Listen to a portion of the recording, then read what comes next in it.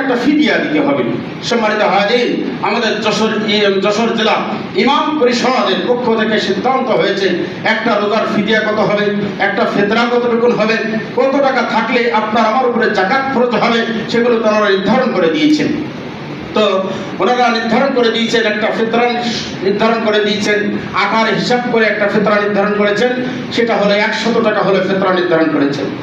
আর ফিদিয়া হলো একটা ফিতরা পরিমাণ, অর্থাৎ যদি কেউ রোজা রাখতে অক্ষম হন, আপনার আমার বাবা মা অসুস্থ রয়েছেন, বেডে রয়েছেন, যারা রোজা রাখার ক্ষমতা তাদের নাই, এরকম যদি কোনো অসুস্থ ব্যক্তি থাকে, প্রত্যেকটা রোজার জন্য আপনি আমি 100 টাকা করে ফিদিয়া করতে হবে, দান করে দিতে হবে। 100 টাকা করে ফিদিয়া দিবেন, দান করে দিবেন, তাহলে ওনার পক্ষ থেকে ওই রোজার কাফারাটা আদায় করা হয়ে যাবে। 2 নম্বর হলো রোজা রাখি নাই, আমাদের পরিবারের প্রত্যেকটা সদস্যের উপরে সাদকাতুল ফিতর ওয়াজিব।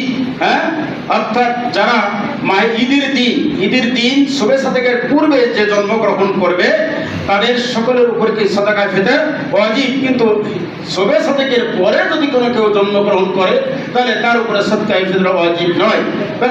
সেই হিসাবে আমাদের পরিবারের সদস্য যারা আছি, আমরা মুসলিম মিল্লাত, যদি আমাদের সাদকাতুল ফিতরের টাকাগুলো আমাদের রমজান মাসে যারা অসহায় গরিব মিসকিন যারা আমাদের আত্মীয় স্বজনের মধ্যে আছে তাদের কাছে যদি আমরা পৌঁছাই দেই, তাহলে তা দিয়ে তারা ইফতার করবে, তা দিয়ে তারা চাহারি খাবেন, রমজানের বাচ্চাদেরকে জামা কাপড় ইত্যাদি কিনে দিতে পারবে।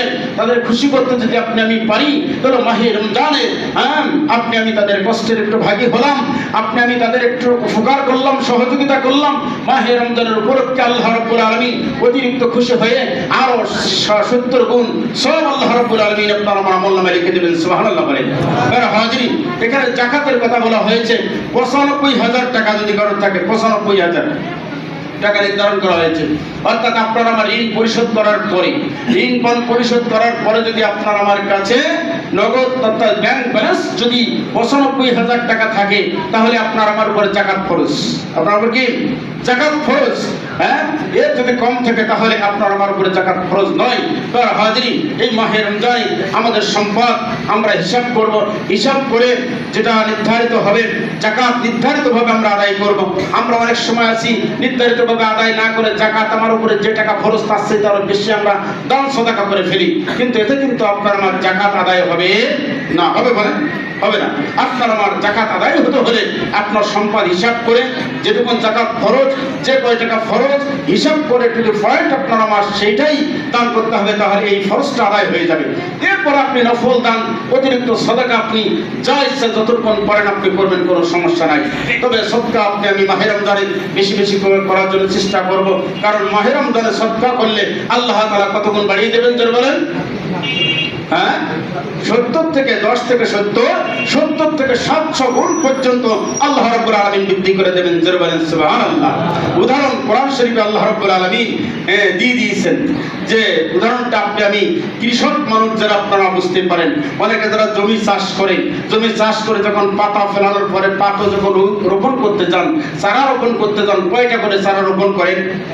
বর্তমান, আগে কিন্তু মেলা করে রোপণ করতে হতো, এখন কিন্তু আমাদের কৃষিবিদরা একটা করে চারা রোপণ করার কথা বলছে কিনা বলেন? এই একটা করে চারা থেকে কতগুলো কলি বের হয় বলেন? অনেকগুলো কলি বের হয়। তারপর সে কলিগুলো মোটা হয়ে কিছুদিন পরে তার থেকে শীষ বের হয়। একটা চারা রোপণ করেছিলেন, একটা চারার থেকে আপনি গুনে দেখবেন 10টা 15টা 20টা পর্যন্ত হয় কিনা বলেন? হয় না? 4টা 5টা 7টা 8টা 10 15টা পর্যন্ত একটা চারার ভিতরে শীষ তৈরি হয়েছে। ওই শিশির মাথায় দেখবেন এক সময় ধান এসে যাচ্ছে। ওই ধান যখন আসে ওর ভিতরে দেখবেন একটা শীষ আপনি গুনে দেখবেন, একটা শিশির ভিতরে অনেক সময় 100 ধান থাকে কিনা বলেন? থাকে না? 50 60 70 100 150 বিভিন্ন ধরনের ধান থাকে। আল্লাহ রাব্বুল আলামিন দানের ব্যাপারে রব্বুল আলামিন এরকম ধরনের উদাহরণ দিয়েছে যে, বান্দা তোমরা মাত্র একটা শীষ রোপণ করো, একটা চারা রোপণ করো, ওই একটা চারা থেকে 7টা শীষ বের হয়। আর এই প্রত্যেকটা শীষের ভিতরে যদি 100 করে ধান থাকে, তাহলে 700 ধান হবে। 700